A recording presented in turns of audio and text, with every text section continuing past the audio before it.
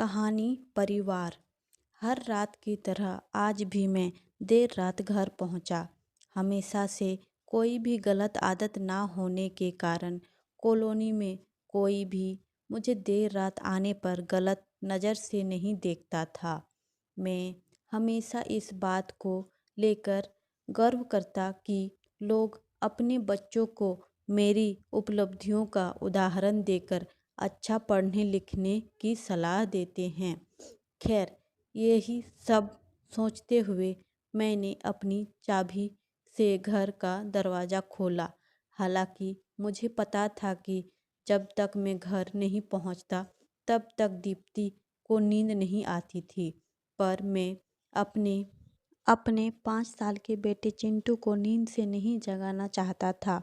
दरवाजे की हल्की सी आहट पाकर दीप्ति हमेशा की तरह कमरे से बाहर आई। तब तक मैं मुंह हाथ धोने बाथरूम की तरफ जा चुका था और हमेशा की तरह दीप्ति खाना गर्म करने किचन में चली गई। हर रोज ऐसा ही होता था। सुबह घर से निकलने के बाद हमारी मुलाकात रात को खाने पर ही होती थी। दीप्ति को इस तरह की जीवन शैली से कोई प्रॉब्लम नहीं थी। एक हाई क्लास सोसाइटी में अपनी साख बनाने के लिए हर किसी को इस हद तक की मेहनत करनी ही पड़ती थी।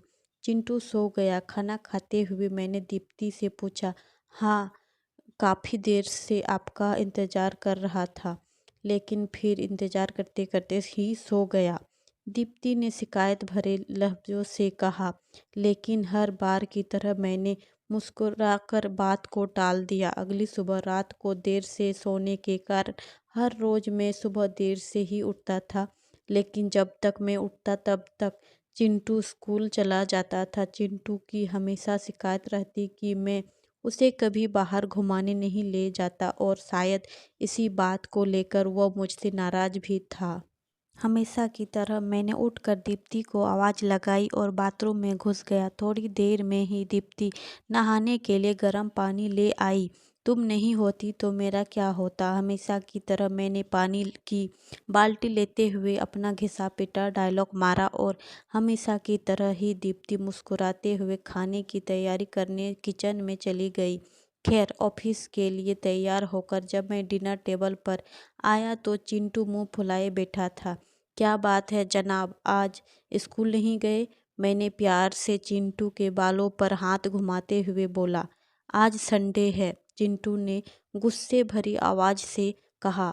काम की भागदौड़ में मैं यह भी भूल गया था कि आज संडे है और आज दिन में मैंने चिंटू के साथ मूवी जाने का प्रॉमिस किया था, लेकिन आज तो मुझे क्लाइंट मीटिंग के लिए ऑफिस जाना था। मुझे ऑफिस जाता देख चिंटू को अपना मूवी प्लान खतरे में पड़ता दिखाई दे रहा था और शायद इसीलिए वो मुझसे गुस्से से बात कर रहा था।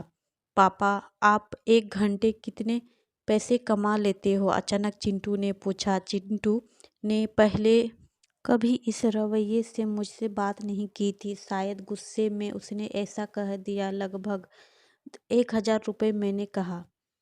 क्या आप मुझे 500 रुपये उधार दे सकते हो? चिंटू ने कहा। लेकिन तुम्हें पैसे क्यों चाहिए? मैंने थोड़ा गंभीर होते हुए पूछा। मुझे चाहिए, चिंटू ने बनावटी मुंह बनाते हुए कहा। खैर, मैंने चिंटू को 500 रुपये दे दिए। चिंटू उठा और अंदर से अपनी गुल्लक ले आया। चिंटू ने अपनी गुल्लक से 500 रुपये निकाल कर 1,000 रुपये मेरे हाथ में रखते हुए कहा, क्या आप कल मुझे आपका 1 घंटा दे सकते हैं? मुझे आपके साथ बैठकर खाना खाना है। बहुत बिगाड़ रखा है तुम्हारी मम्मी ने तुम्हें। चिंटू की इस हरकत पर मैंने गुस्से से चिंटू को एक थप्पड़ लगाते हुए कहा। आज ऑफिस जाते हुए मेरे मन में बस यही सोच रहा था कि इस भागदौड़ भरी जिंदगी में क्या सब कुछ खरीदा जा सकता है। हालांकि मैं भी तो चिंटू को यही सिखा रहा था। कहानी का तर्क यही है कि परिवार के लिए पैसा कमाने की चाह में हम परिवार को समय देना भी भूल जाते हैं। जिंदगी में सबसे बीच में तालमेल बिठाकर चलना ही समझदारी है। इस प्रकार की और कहानी पढ़ने के लिए लाइक शेयर सब्सक्राइब कीजिए और कमेंट कीजिए। Thank you.